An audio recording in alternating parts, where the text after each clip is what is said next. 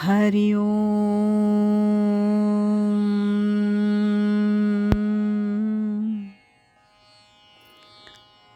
सार्थक वाटे झाली या वेचाचे, जीवनगाथा एका तपस्विनीची या शीर्षकांतर्गत पूजनीय स्वामी भक्त डॉक्टर सुषमाताई वाटवे यांच्या संकलित आत्मवृत्ताचं वाचन आपण ऐकत आहोत. आज ऐकूया यातील प्रकरण 5, सद्गुरू कृपेचा परिसस्पर्श, याचा भाग 62. 1995.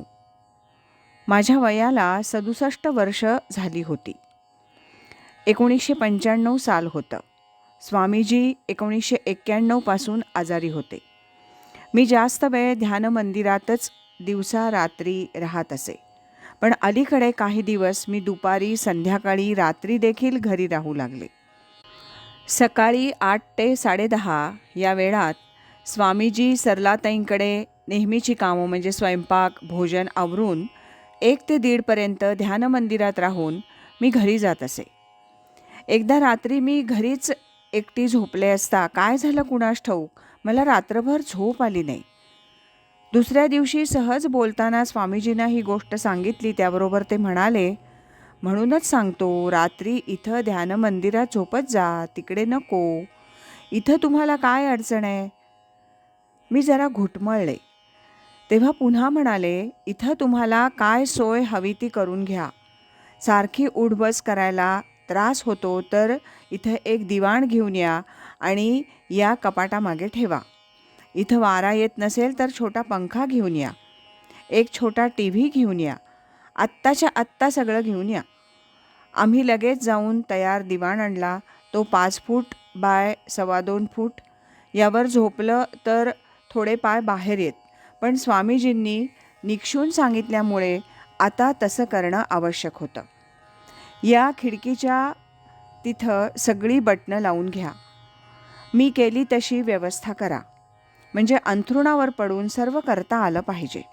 त्याप्रमाणे सर्व इलेक्ट्रिक फिटिंग करून घेतलं. त्यावरून स्वामीजींची इच्छा मी शेवटपर्यंत तिथंच राहावं अशी असावी.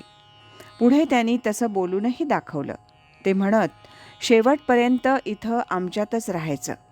ही मंडळी सर्व करतील. पण मला स्वतःला तसं वाटत नव्हतं. पुढे स्वामीजींच्याही हे लक्षात आलं की आपल्या पश्चात इथं यांचं राहणं अवघड दिसतं, कारण यांचे विचार आणि इतर तरुण मंडळींचे विचार जमतील असं दिसत नाही. माझ्या ब्लॉकवर मी होते. पावसाळ्याचे दिवस जवळ आले होते. संध्याकाळी 5च्या सुमारास थोडे आकाशात ढग जमा झाले. माझं लेखन सुरू होतं. मी एकदम उठून स्वयंपाकघराकडे गेले. उंबरा ओलांडला. तो मागील दारातून एक मोठा विजेचा लोळ आत आला.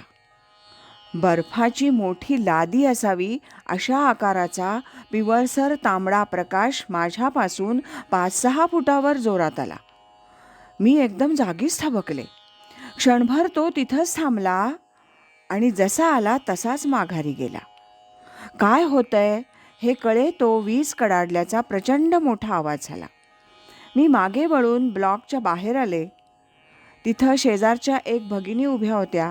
त्याही तो विजेचा कडकडाट ऐकून क्षणभर चकित झाल्या. मला म्हणाल्या, सुषमाताई, जवळच कुठेतरी वीज पडली असं दिसतं. त्या घरात गेल्या. म्हणजे मला जे दिसलं ते स्वप्न नव्हतं, ती सत्य घटना होती. त्याच सुमारास आणखी एक चमत्कारिक घटना घडली. घरी माझं लेखनाचं काम चाललं होतं. मध्येच मी पाणी प्यायला स्वयंपाकघरात गेले. मला पिवळा बर्फीसारखा दिसणारा गुळाचा खडा तोंडात टाकून वर पाणी पिण्याची सवय होती. कदाचित ती माझ्या देहाची गरज असेल. त्याप्रमाणे मी गुळाचा खडा तोंडात टाकला.